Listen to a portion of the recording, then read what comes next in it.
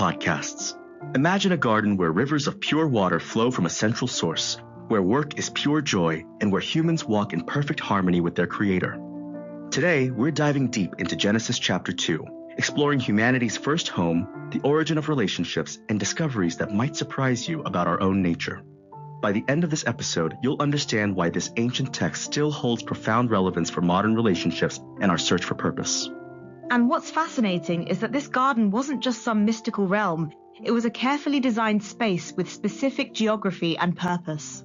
Tell me more about this garden. What made it so special? Well, according to the text, God specifically planted this garden eastward in Eden.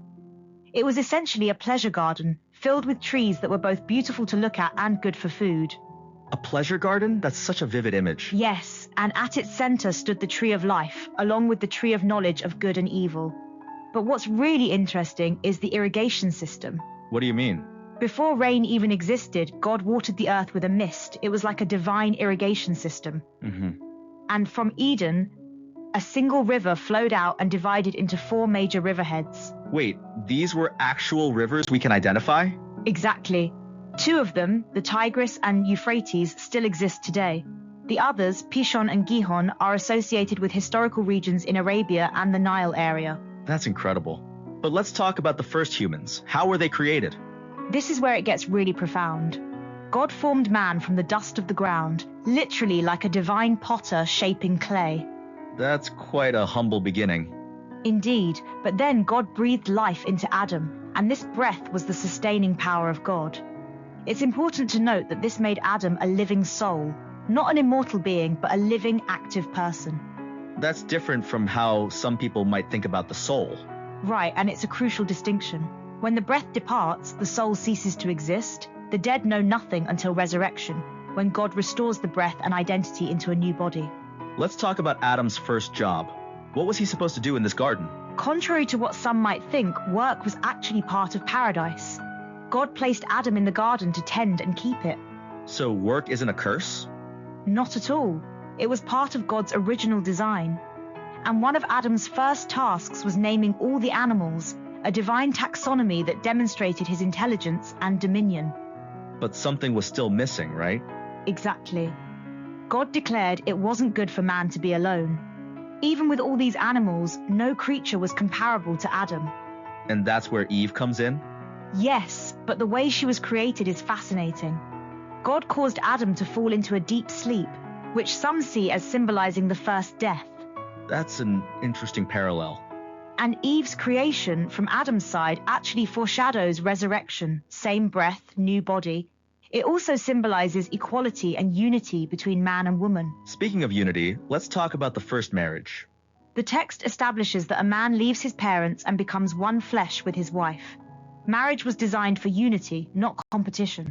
And there was this beautiful transparency between them, right? Yes, they were naked and unashamed, representing perfect transparency in their relationship. Let's talk about the Sabbath. Why was it so important? The Sabbath is actually described as God making a home with humanity. It's like a wedding day between God and his creation. A wedding day? That's beautiful. Yes, and its holiness begins at creation and continues all the way to the New Jerusalem. It's the seal of God as creator. So it's more than just a day of rest? Much more. We rest where our true home is, with God. Being made in his image, we share in his rest. What about the tree of knowledge? What was its purpose? It represented trust, loyalty, and obedience. God's command not to eat from it was actually protective, not restrictive. How so? Because eating from it meant choosing another authority over God. It introduced accusation, division, and relational breakdown. That's quite different from how it's often portrayed. Yes, and what's fascinating is how this choice affected their bodies. Originally, Adam and Eve had bodies without lust, pain, or selfish desire. It's amazing how much detail is packed into this chapter. And each detail reveals something about God's character and his design for human flourishing. What strikes me is how practical these principles are, even today. Absolutely. The text shows us that work, relationships, and rest were all part of God's original perfect design. And the garden itself, it wasn't just symbolic, was it? No, it was a real place where real rivers flowed. The biblical worldview sees all Earth's waters as originating from Eden. That's a powerful image. and it shows how the physical and spiritual were perfectly integrated in God's original design. Let's talk about the significance of Adam naming the animals. This wasn't just about labeling, it demonstrated Adam's God-given authority and intellectual capacity. And through this process, he realized something was missing? Exactly. No animal was comparable to him. It highlighted humanity's unique position in creation. The relationship between Adam and Eve seems so ideal. Yes, but notice how quickly it changed after sin. Instead of covering Eve, Adam blamed her. That's a stark contrast. And it shows how sin's first impact was on relationships, both with God and each other. So what can we learn from all this? That God's original design was for perfect harmony in work, rest, relationships, and our connection with Him.